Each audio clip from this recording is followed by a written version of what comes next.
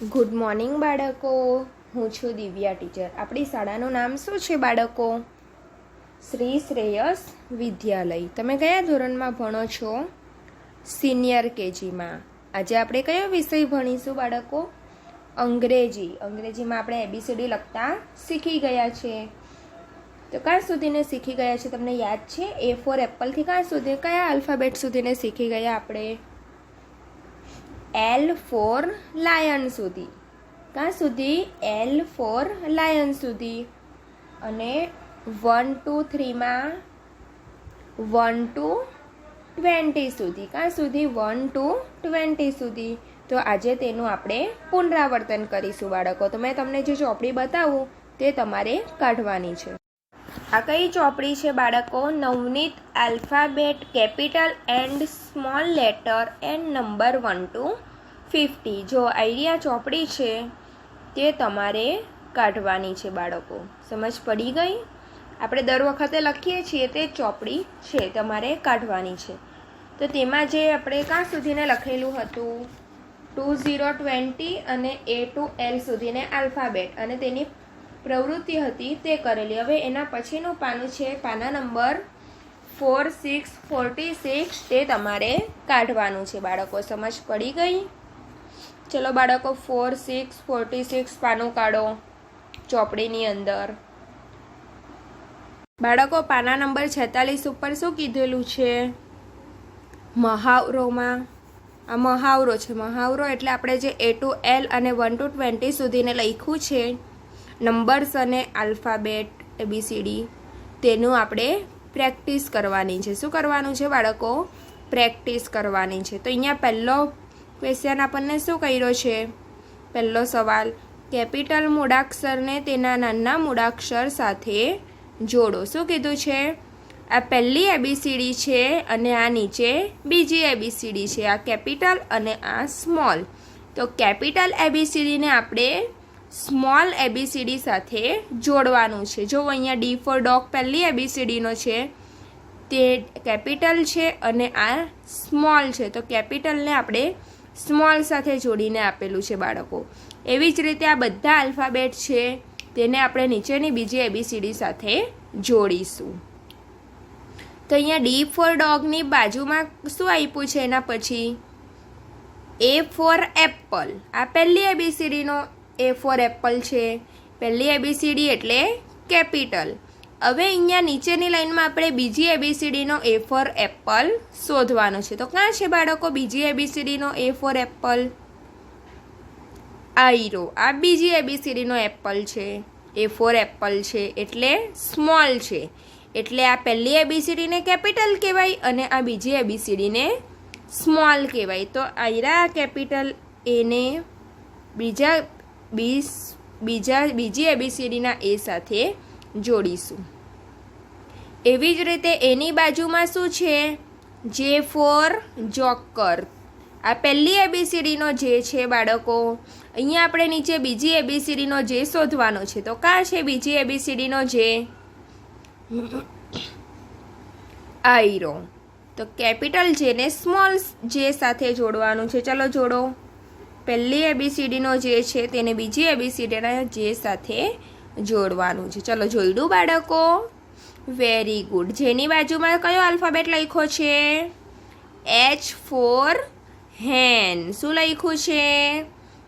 H for hen. અહીંયા H for hen કાં છે? જો આ 3 જોડાઈ ગયા છે એટલે હવે એમાં આપણે જોવાનું નથી. જે બાકી છે આ 3 તેમાં આપણે H for hen શોધવાનું છે. ક્યાં છે H for hen બાળકો? દેખાય છે તમને કશે?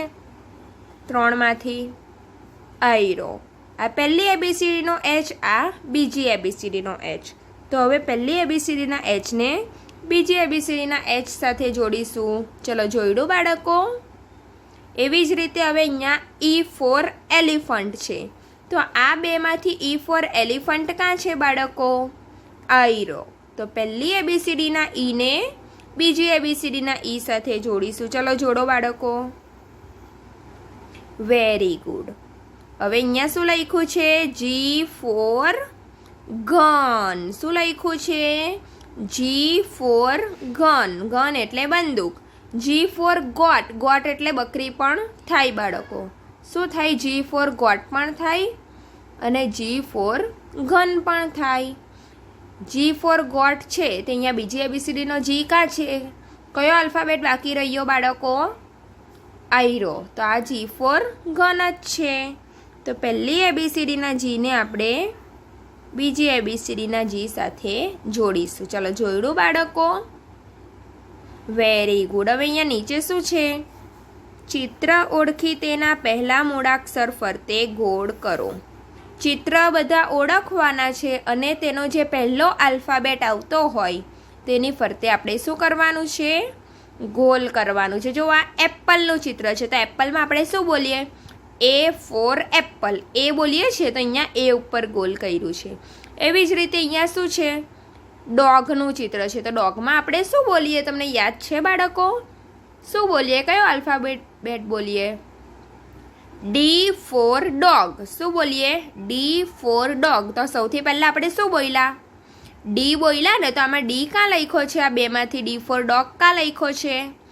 આયરો. તો આના ફરતે આપણે શું કરીશું હવે? ગોલ કરીશું. ચલો કર્યું બાળકો ગોળ? Very good. પછી આ શેનું ચિત્ર છે? આ તો તમને ખબર જ હશે, તમને ભાવે છે ને બાળકો? આઈસ્ક્રીમ. શેનું ચિત્ર છે? આઈસ્ક્રીમ. તમને ભાવે છે ને? હા. તો ચલો આનો કયો આલ્ફાબેટ આવે આઈસ્ક્રીમનો? આપણે શું બોલીએ આઈસ્ક્રીમમાં? આઈ ફોર આઈસ્ક્રીમ. શું બોલીએ? આઈ ફોર આઈસ્ક્રીમ. આઈસ્ક્રીમની અગાડી શું બોલીએ આપણે? આઈ બોલીએ છીએ. શું બોલીએ છીએ? આઈ. તો આમાં આઈ ફોર આઈસ્ક્રીમનો આઈ કા લખ્યો છે? આયરો. તો આના ફરતે આપણે શું કરીશું? ગોલ કરીશું. ચલો આઈ ફરતે ગોલ કરો બાળકો. કર્યું? Very good. હવે આઈસ્ક્રીમની બાજુમાં શેનું ચિત્ર છે? તમને બીક લાગે છે ને આનાથી? કોણ છે આ? શેનું ચિત્ર છે? લાયન. લાયન એટલે સિંહ. શું છે? લાયન એટલે સિંહ. તો સિંહથી બીક લાગે છે ને બાળકો? તો લાયનમાં આપણે શું બોલીએ? એલ બોલીએ. શું બોલીએ? એલ. L for lion. શું બોલીએ? L for lion. લાયનની પહેલાં આપણે શું બોલ્યા? એલ બોલ્યા. તો આમાં એલ ફોર લાયનનો એલ કાં લખ્યો છે? આ બેમાંથી આયરો. તો આના ફરતે આપણે શું કરીશું હવે? ગોલ કરીશું. ચલો ગોલ કરો બાળકો. Very good. હવે આપણે અહીંયા શું કરવાનું છે? નીચે ચિત્ર ઓળખી તેના પહેલા મૂળાક્ષર સાથે જોડો. અહીંયા ચિત્ર ઓળખીને આપણે તેના આલ્ફાબેટ ફરતે ગોલ કરેલું. હવે નીચે શું કરવાનું છે? જોડકા જોડવાના છે. અહીંયા પહેલી એબીસીડી આપેલી હતી, અહીંયા કઈ એબીસીડી આપી છે? બીજી એબીસીડી. બીજી એટલે સ્મોલ એબીસીડી આપી છે. જો અહીંયા બુકનું ચિત્ર છે તો બી ફોર બુક થાય. તો અહીંયા બી સાથે જોડેલું છે ને. એવી જ રીતે આયરું આ શું છે? દેખાય છે તમને? આ શું છે? ઈગલ છે. ઈગલ એટલે ગરુડ. ઈગલને ગુજરાતીમાં શું કહેવાય બાળકો? ગરુડ કહેવાય. તો ઈ ફોર ઈગલ. આપણે શું બોલીએ? E for eagle. આમાં ઈ કાં લખ્યો છે? ઈ ફોર ઈગલનો ઈ. આપણે ઈ ફોર એલિફન્ટ બોલીએ છીએ પણ અહીંયા ઈગલનું ચિત્ર આપ્યું છે તો આપણે ઈ ફોર ઈગલ બોલીશું બાળકો. ઈ ફોર ઈગલ કાં લખ્યો છે આમાં? આયરો. તો ઈગલના ચિત્રને આપણે ઈ સાથે જોઈન્ટ કરવાનું. ચલો જોડો. જોડ્યું બાળકો? Very good.